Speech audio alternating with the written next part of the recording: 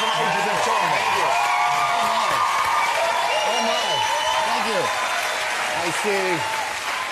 I see 20, 25, 30 empty seats since the loose women went off left the couch. They look gorgeous, Bill. Also, they did. Hang on, Tom. Well, what's going on now there? Look at well, you know, there's a saying about that, but I don't think it's appropriate for television. Those days for us are gone, I fear. Well, those are the type that I was far too shy to approach in, like, high school and whatnot. You mean, you know, kind of like confident and sexy yeah, beautiful and opinionated and talkative. So you were a shy kid at school? I was. When did you blossom? When did you bloom? When did you get confident? Let's see. I did your show a couple of years ago. It has that effect, yeah. What was your childhood like then, Tom? I was just talking to Dizzy about his. Before we talk about movies and the new movie, what was it like? Were you travelled around quite a lot, didn't you? My parents pioneered the marriage dissolution laws for the state of California. Okay. Which was fine. It was okay. They didn't get along. It was much better for them to say so long as opposed to subject us to the constant strain and anxiety. Sometimes it's a positive thing. Yeah, America, you get to do it 2, 3, 4, 5 times. In fact, my parents did. God bless them.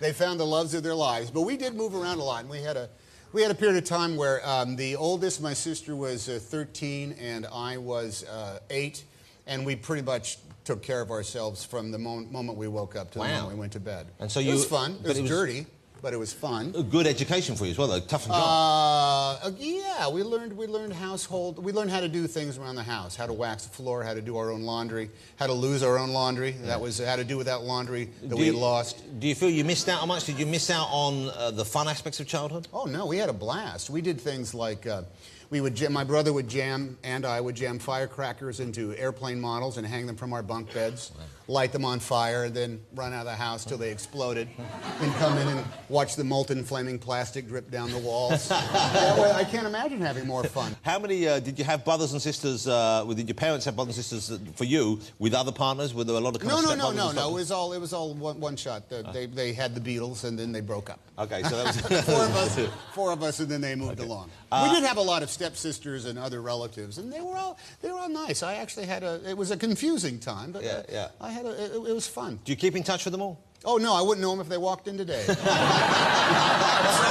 It's the way, you know, the thing is like it always broke up badly. Yeah. You know, we'd be in there playing with our cars and our trucks in a room we share with some step-sibling, and Dad would have this look on his face, we're leaving, and because he just had a fight with somebody else. Next thing you know, 2 o'clock in the morning, we're leaving Sacramento with a station wagon loaded with stuff, and we never saw those people again. That was a little bit of this. No, that's not true. Actually, they did come around at one point. My stepsisters were the source of my hearing the Beatles for the first time. Well, which is a good thing. They came over and they were playing their radio and they had all the buttons and stuff like that. What about before you became an actor, before you decided that was for you? Did you have, most actors have a number of jobs to get them through college and get them through acting studies? Oh, yeah. What kind of jobs did you have? I was a dishwasher in one of the restaurants that my dad worked in. Later on, and I was a bellman. I was a bell. It's derogatory to say bell boy. I was a bellman. I was part of the bell service. So this is someone who helps you in with your bags when you arrive at a nice hotel. And hopefully makes a buck. So you'd rely on tips for that. Tips and you lied about your tips. To the Internal Revenue Service. Yeah. You know, you said, I had a guy explain it to me. It's half, kid. It's half. You made 24, you only made 12. You made 12, you only made 6. He sounds like a gangster. He sounds they were smart guys. The rules of the road. And did you enjoy that? Was it fun interacting with the public in that way? Were customers nice to you, or was it a bit of a drag? It was a little bit of everything. Yeah. There were some guys, some people, let's put it this way, that would hit on you. There was one guy, I came in and I checked him to bag, and he had the filthiest picture I'd ever seen. And he said, do you know if anything like this goes on around here? And how old were you then? I was 19, 18 years old. And I said, I don't think you sure nothing like this goes on. But that's the way he did it. He would just like flash it long enough to sear the image into my brain and haunt me forever. By the way, guys, does anything like this go on around here? No, nothing? Really? I'm so surprised. Okay. So acting, when did you decide, okay, acting's for me? When did you decide, and when did you realise you had what it took? No. I was in school. I saw people doing it, and I thought, well, that looks like more fun. And so than fun. what appealed to you? What did you like the idea of? The idea of being someone else, or the idea of getting the applause? What was it? The fact that it wasn't running track or working in metal shop. It just seemed like pretty easy. Look, you got a grade for it. Yeah. Let me get this straight. Hanging around and goofing off in class, being loud and funny, you get a grade for that? Yeah. Sign me up. Yeah. Because I'm getting kicked out of sociology when I do this. I can't pass government cracking wise from the back, but you let me do it in class and I get a good grade. Okay.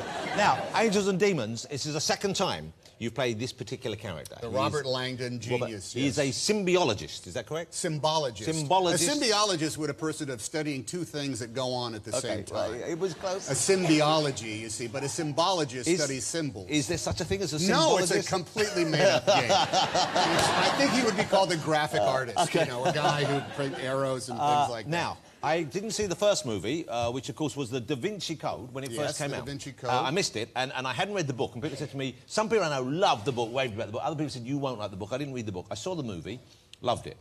Finally caught up with the movie, liked this one even more. But there was a kind of feeling beforehand, people were saying, this is not going to be a good movie, the Da Vinci Code. I had that feeling that people were ready to kind of shoot it down before it came out. And many people agreed with you. Now, how does that feel when you're making a movie and people seem to have already made their mind up? How do you deal with that? Well, when the movie does well, you just kind of go,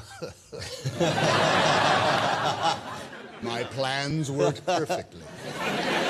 Now, Tom Hanks, you won't believe this. Have a guess how old Tom is. Shout out how old you think Tom is. 21. Don't be God silly. bless 56. 43. Okay. you. Lovely. 85. 85. You got 85 there from someone who presumably didn't like the last movie. Okay. 52 years old. 52. Right, you look great for 52. Thank you. Now, I want to check something, Tom. Can I check something? At the beginning I of the movie... stay away from donuts. That's one thing. By the way, can we have the donut assistant back? Come on, Will. Do you want to come back? I just want to point out, he's putting his donut back on.